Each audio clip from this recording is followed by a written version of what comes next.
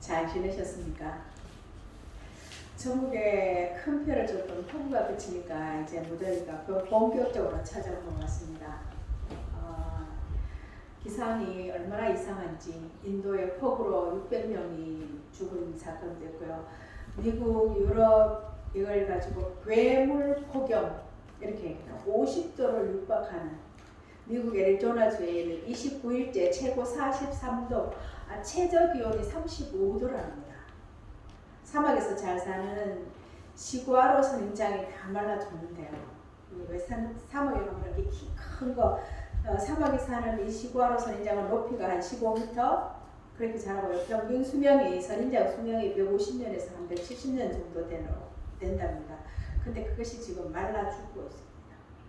유럽 알프스 빙하가 녹았는데 37년 전에 죽은 산악인 유해가 빙하가 녹으니까 지금 발견되었답니다.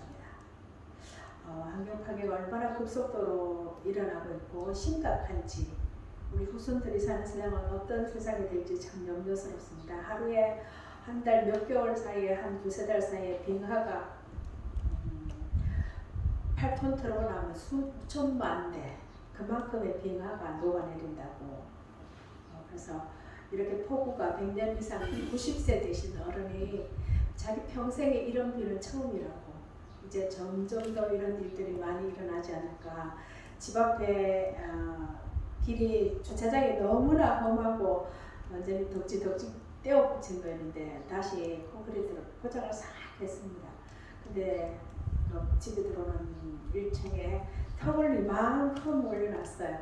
혹시나 이제 비가 오면 거기 들어가지 말라고 이렇게 턱을 이만큼 올려놨는데 수십 년 동안 한 번도 거기 비가 넘친 적이 없는데 저걸 꼭 이렇게 해야 됐을까, 이렇게 걸려 넘어질 수도 있는데 그런 생각을 하면서 앞으로는 어떤 일이 일어날지 모르겠구나, 저것도 필요하겠구나, 그런 생각을 하게 됐습니다. 오늘도 우리가 교회 와서 예배 드릴 수 있는 것이 은혜라고 고백하시죠. 이 시간 예배를 통해서 하나님이 은혜와 평강, 위로를 보내주시기를 기원합니다. 저 지금 계속해서 누가복음을 말씀을 전하고 있는데요. 누가복음은 그 전체가 메시아 예수의 사역과 말씀을 통해서 하나님의 마음과 하나님의 계획을 알아가는 여정입니다.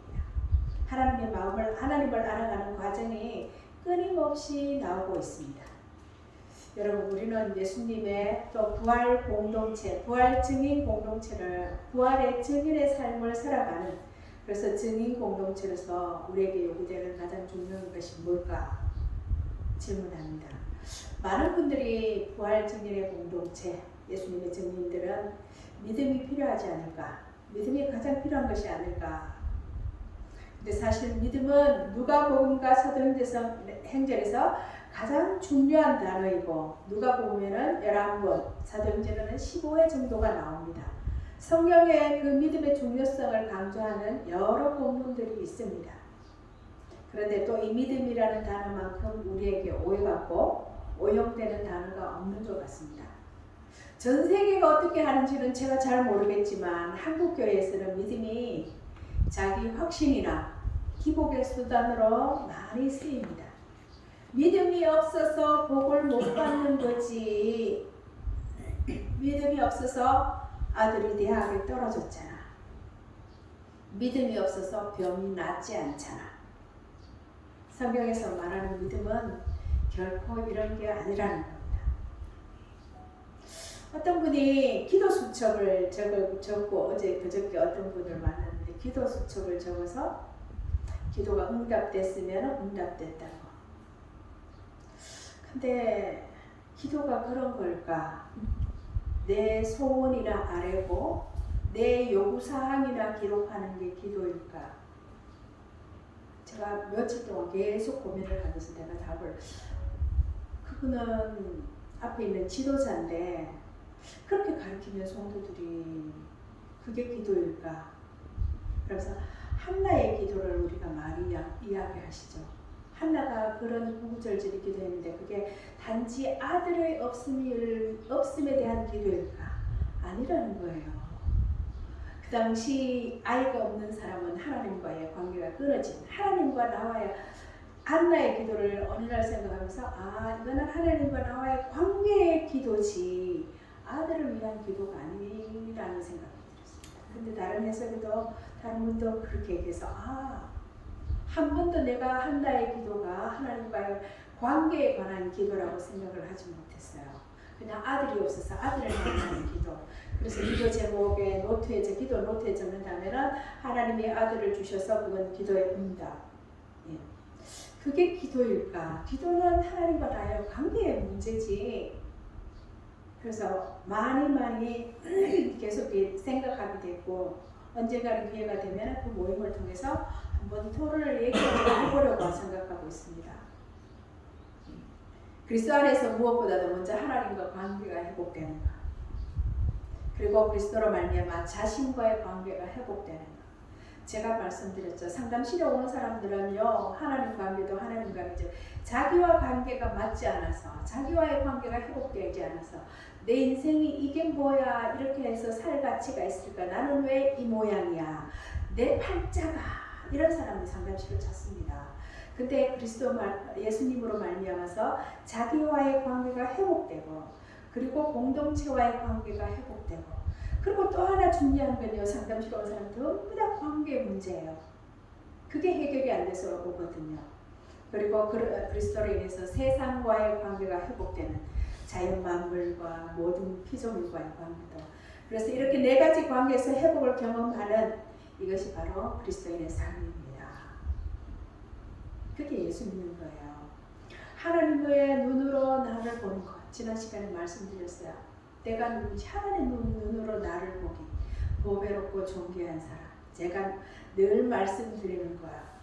하나님이 누군지 알고 내가 누군지 알면 삶의 답이 나온다. 내가 얼마나 보배롭고 존귀한 하나님이 사람이라는 걸 알면 청년들 술, 담배 그런 거 너무 시시해서 안 해요. 내가 누군데 내 속에 그런 이상한 것을 정말 내가 누군데요. 하나님 앞에서 내가 소중하고 아름답고 존귀하다는 것을 늘 기억하면서 소중하고 아름답고 존귀하게 살아야 되는 사람들이에요. 그래서 내가 예수 믿는 사람은 정말 수준 높게 살아야 돼요. 고상하게 살아야 된다고 생각해요. 너무 허접하게 살면 안 된다고 생각해. 진짜 하나님을 아는 사람 허접하게 살면 안 돼요. 애들 표현대로 하면 찌질하게 살아서는 안 된다는 거예요. 얼마나 하나님이 내가 너희를 보배롭고 존귀하고 소중하게 보는지 알면 내가 그런 삶을 살아야 되는 사람인 거죠. 내가 그리스도 안에 있다는 것은 내가 그리스도께 충성한다는 말입니다. 그리스도가 나를 위해서 하신 일을 받아들이고 그 일에 내 인생을 드리는 게 그리스도를 아는 사람이죠. 나를 왕같은 제사장이라 거룩한 나라라 그의 소유된 백성으로 삼으신 하나님께 내 매일의 삶, 내 일생, 내 일상의 삶을 드리는 겁니다. 너의 재산이 너가 가지고 있는 모든 재산 소유물이 하나님이 내가 준 거라고 너 고백하고 있지. 내가 너에게 맡겼으니까 너 것이 아니니 맡아 관리하는 청지기로 잘 관리하고 살아라 라는 거죠. 오늘 말씀은 한 바리새인이 예수님을 식사 자리에 초대하는 것으로 시작합니다. 그는 예수님께 매우 호의적이었던 것 같습니다. 그런데 바리새인은 예수님이 식사하기 전에 손을 씻지 않는 모습을 보고 놀랍니다. 사실 식사 전에 손을 씻는 정결 예식은 구약 율법에 근거한 것이 아니었습니다. 율법에는 유출병과 관련해서 손을 씻도록 규정했거든요. 근데 이스라엘 백성들이 포로기를 겪으면서 제사 드릴 때 제의적인 정결 예식을 일상생활에 적용하기 시작했습니다. 바리새인들은 손 씻기와 같은 정결 예식을 기준으로 해서 유대인과 이방인을 구분했던 것입니다. 말하자면 부정과 정결의 원리로 유대 사회를 유지했던 유대인들에게 있어서 손 씻기와 같은 정결 관습은 공동체의 정체성을 지키는 데 있어서 필수적인 것이었습니다. 손을 씻는 의식은 건강을 위한 행위가 아니라 무엇이든지 부정한 것을 만질 때서 비롯된 오염을 씻어내는 상징적인 행위였던 것입니다. 이런 점에서 손 씻기의 정결예법은 위생적인 문제라기보다는 신앙 정체성과 관련이 있다는 것입니다. 바리새인은 보여주기 위해서 손을 씻을 뿐 아니라 본래 제사장에게만 적용됐던 제사의식이 쓰이는 정결의식을 모든 백성이 따르라고 일상생활에 도입한 사람들이에요. 부정과 정결의 원리에 따라 사회를 유지했던 유대인들에게 있어서 손씻기 관습은 정말 중요한 것이고 유대 공동체의 정체성을 지키는 데 있어서 중요한 것인데 예수님이 이것을 무시했던 것입니다. 예수님이 이것을 무시했다는 거예요. 여러분 성경을 기록할 때 누가복음의 저자 누가가 예수님의 행적을 하나도 빠뜨리지 않고 썼을까요? 아닐 것입니다. 요한복음 맨 마지막 장 21장 25절이 요한복음 맨 마지막 절인데 요한이 이렇게 말하고 있잖아요. 예수께서 행하신 일이 이외에도 많으니 만일 낱낱이 기록된다면 이 세상이라도 이 기록된 책을 두기에 부족할 줄 아노라 하면서 요한복음을 끝냅니다. 아마 은유적인 표현도 있겠죠. 정말 다 한다고 한 이 세상에 두기가 부족할 정도로 엄청 은유적인 표현도 있을 것입니다. 우리가 노래하는 것처럼 하늘을 두루마리 삼고 바다를 먹물 삼아도 다 쓸 수 없다는 건 굉장히 은유적인 표현이죠. 시적인 표현입니다.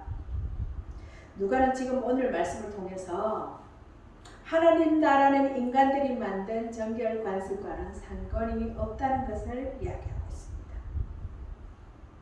그 당시에 이게 얼마나 파격적인 이야기겠습니까? 손을 씻지 않은 이름인데 하나님 나라는 손 씻는 것과 관련이 없다는 것을 이야기하고 있습니다.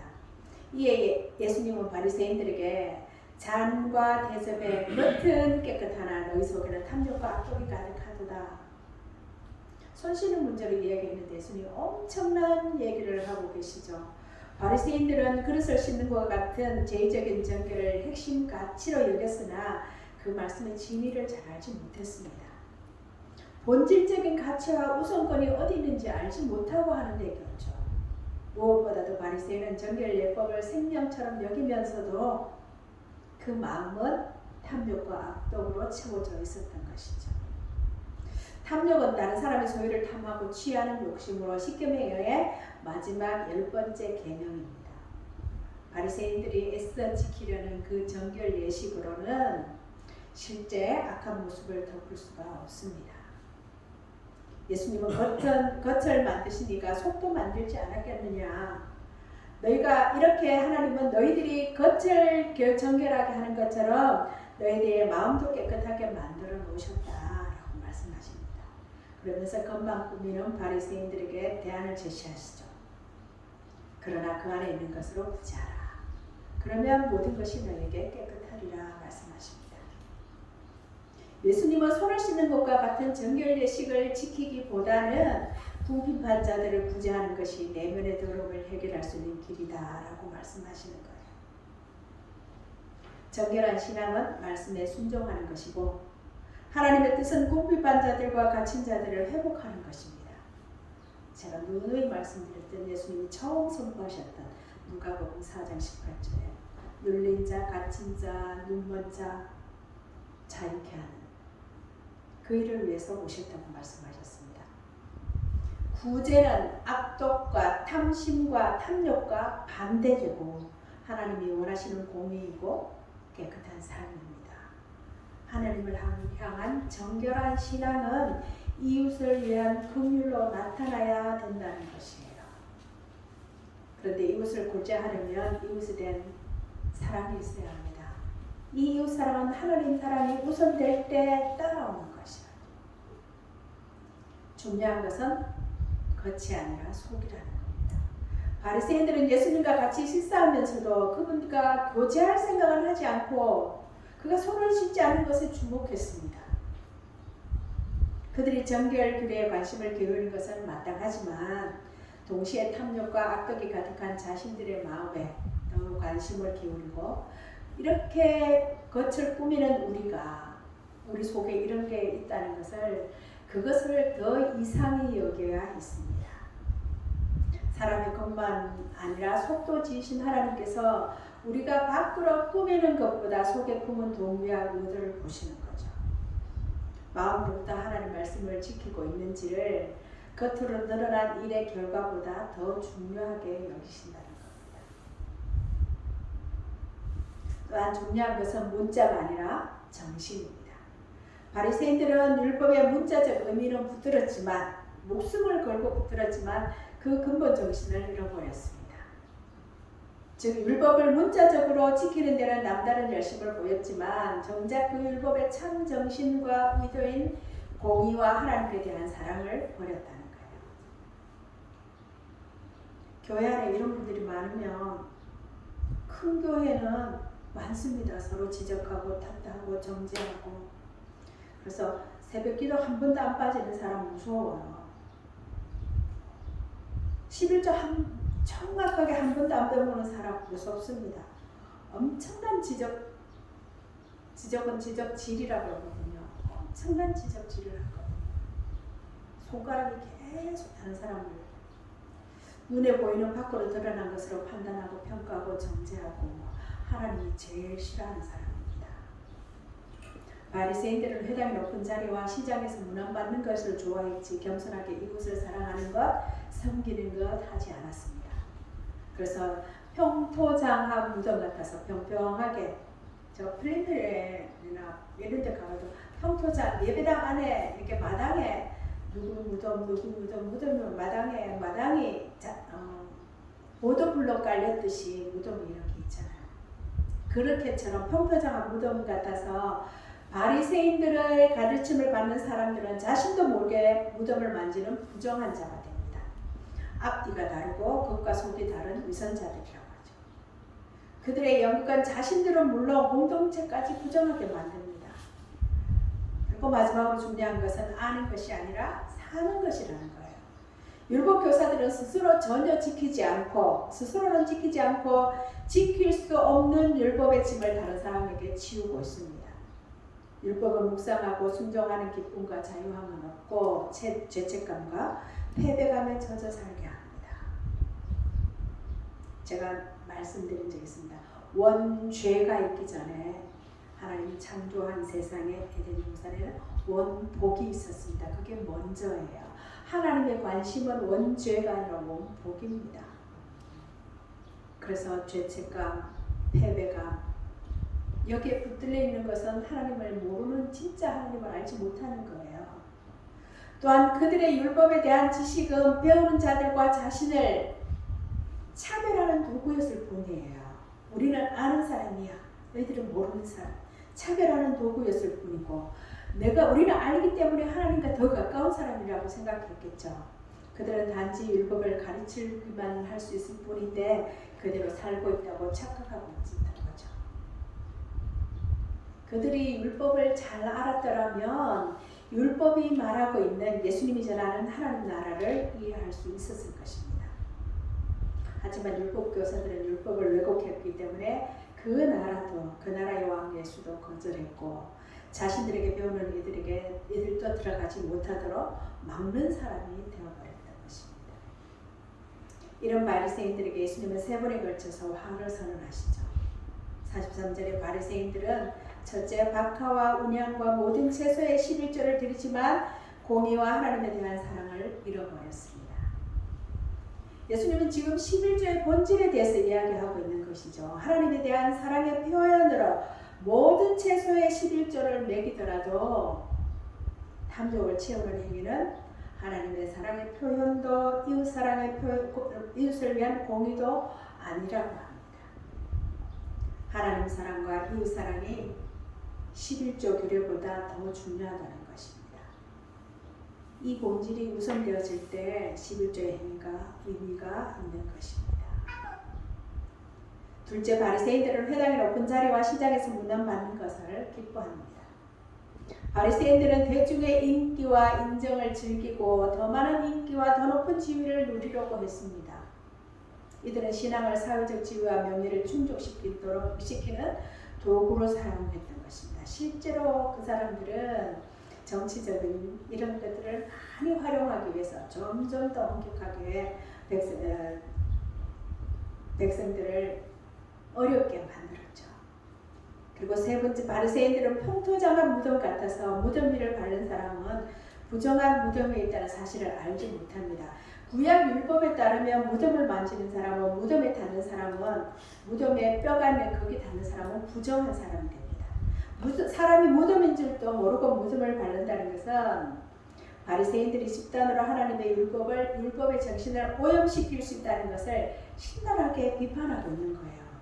그들이 무덤인지도 모르고 무덤을 밟을까 봐서 무덤마다 색칠을 예쁘게 색칠을 해서 1년에 한 번씩 전국에서 6월절이나 이런 잔치에 유대인들이 모여들 때 그 모르고 밟을까 봐서 색을 칠해서 이것이 무덤이라고 거기를 밟지 않도록 접촉하지 않도록 했다는 것입니다. 지금 바리새인들이 하는 정신을 잘못 알고 있다는 것을 예수님이 신랄하게 말하고 있는 것입니다.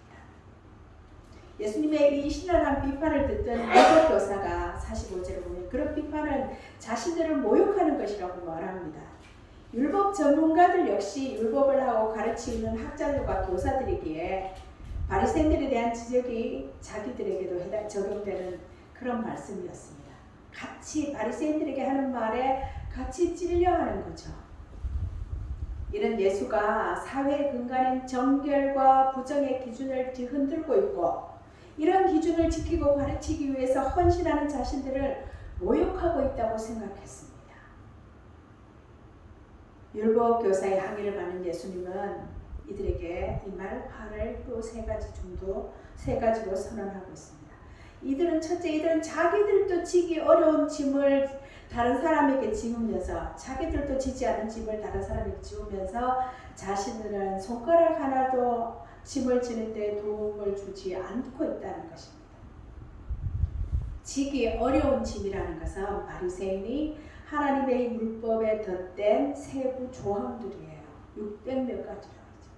일하다가 바느질하다가 자기도 모르게 바늘을 꽂고 가는 것은 짐을 옮기는 것이고 몇 발짝까지는 가능하지만 거기 한 발짝이라도 더 넘어가면 허를 옮기는 것이고 그래서 예수님이 수고하고 무거운 짐진 자들아 다 내게로 오라 하는 것은 그 무거운 짐이라는 것은 죄의 짐도 있지만 그 당시 이스라엘 백성들 유대인들이 졌던 율법의 짐도 같이 말씀하신 거라고 해석합니다. 지기 어려운 짐은요 바리새인이 율법 조항에 덧댄 세부 조항들이에요. 그들은 정결과 부정의 규리를 세밀하게 설정함으로써 백성의 생활에 깊이 관여하고 엄청난 짐을 지우면서 긍휼없는 무거운 규례를 지키려고 애쓰는 백성들의 고충을 전혀 도와주지 않았다는 것입니다. 둘째는 율법 전문가들은요 선지자들의 무덤을 만듭니다. 율법 전문가들의 조상이 선지자들을 죽였거든요. 율법 전문가들의 조상은 선지자들을 죽인 자들입니다. 조상들이 선지자들을 죽이고 율법 전문가들은 이 조상들의 증인이 되어서 조상들의 행위를 옳게 여기고 있는 거예요. 예수님이 내가 선지자와 사도들을 그들에게 보내리니 그들 중에 더러는 죽이고 또 박해하리라. 예수님뿐만 아니라 성경 전체가 구원 역사를 박해의 역사로 규정하고 있습니다. 셋째는 율법 교사들은요 지식의 열쇠를 갖고 자신들도 들어가지 않고 들어가려는 사람도 막고 있습니다. 이들은 율법에 대한 독점적인 지식을 근거로 수많은 규례를 만들고 강요하지만 실제로는 비본질을 본질로, 본질을 비본질로 바꿔버렸습니다. 그래서 예수님이 이것도 행하고 저것도 버리지 마라 그러시죠. 그래서 그들의 가르침을 따르는 사람은 본질에서 벗어날 수밖에 없다는 것입니다. 열심히 정결 규례를 준수하지만 하나님의 사랑에서 멀어지는 거예요. 그 엄격한 정결 규례를 지키느라고 목숨을 다해 지키는 사람은 지키지 않는 사람들을 얼마나 정죄하고 그렇겠습니까? 그래서 하나님 사랑에서 멀어집니다. 추구가 멈춘 신앙의 위험. 오늘 말씀은 바리새인과 율법교사의 문제가 무엇인가? 위선과 자존심이 가득 찬 바리새인과 율법 교사의 모습을 조심하라고 교훈합니다. 여러분, 주전자 속 개구리 이야기 아시죠? 뜨거운 물에 갑자기 개구리를 집어넣으면 뜨겁다고 화득 튀어나오겠지만 미지근한 물에서 서서히 온도를 올리면 온도 변화를 감지하지 못하고 죽는다는 것입니다. 이것은 익숙함에 대한 경고죠. 신앙도 마찬가지입니다. 지식과 행함의 익숙함은 감사한 일이지만 타성에 젖으면 망한다는 거예요. 여기서 우리가 몇 가지 생각해 볼 것은요. 먼저 오늘 말씀의 바리새인과 율법 교사들의 이야기를 보면 열심히 나를 속이지 않게 해야 합니다. 바리새인들은 말씀으로 살려고 했습니다. 하지만 점차적으로 하나님의 뜻보다는 외면적인 열심과 성취에만 집중했고 그런 삶은 곧 자기들을 구별하고 교만으로 이어졌습니다. 이것이 예수님이 그들을 책망하신 이유예요. 여러분, 신앙은 어떤 일을 하는 것이 아니라 하나님과의 관계 안에서 사는 겁니다. 나의 열심히 자비를 속이지 못하게 하십시오. 열심히 다른 사람을 정죄하지 않게 해야 합니다. 두 번째로는 지식이 속이지 않게 해야 합니다. 율법 교사들은 모든 것을 아는 양 착각했고 행함이 없음에도 문제 삼지 않았습니다. 하나님의 뜻을 전하는 선지자들도 틀렸다고 하나님의 말씀을 받아서 전하는 사람들도 틀렸다고 여기고 죽였습니다. 신앙의 지식과 경험에 익숙함이 만든 아집과 독설이죠. 우리 오래 신앙생활하는 우리들에게는 이런 것들이 나타날 수가 있습니다. 많이 그럴 가능성이 높죠. 이것은 교회 문화와 작은 성경 지식에 익숙하면 누구나 빠질 수 있는 함정입니다. 초등학생들도 그래요. 어릴 때부터 교회 다니는 아이들은 교회 문화와 작은 성경 지식에 익숙해서 나는 아주 교회 안에 센터에 있는 사람으로 생각하죠. 교회 문화와 작은 성경 지식에 익숙하면 누구나 빠질 수 있는 함정이 이것입니다. 마지막으로 겸손한 추구를 잊지 말아야 한다는 것입니다. 지식이 나를 속이시면서 지식이 속이지 않게 해야 하고 열심히 내가 하는 열심히 속이지 않게, 그리고 마지막은 겸손한 추구를 잃지 말아야 한다는 것입니다. 여러분, 바리새인과 율법 교사를 닮지 맙시다. 열심과 성실로 살 때 무엇을 위한 열심이고 왜 신앙생활을 하는지를 늘 말씀에 비추어 성찰해야 합니다. 신앙생활에 우리의 믿음의 주체는 하나님이에요. 우리가 잘 먹고 잘 살기 위해서 신앙생활 하는 거 아니잖아요. 신앙생활 안 하면 더 잘 살 수도 있고 더 잘 먹고 살 텐데 하나님이 주체라는 겁니다. 그걸로 인해서 내가 신앙생활로 인해서 하나님을 잘 섬기고 위해서 내게 무엇이 그게 아니라는 거죠. 하나님은 우리보다 크심을 기억하고 겸손함으로 그분을 추구해야 합니다. 평생 해야 될 일이고요. 그걸 하는 것이 하나님을 섬기는 맛, 하나님을 섬기는 재미, 그것을 우리에게 정말로 더 많이 더해줄 것입니다.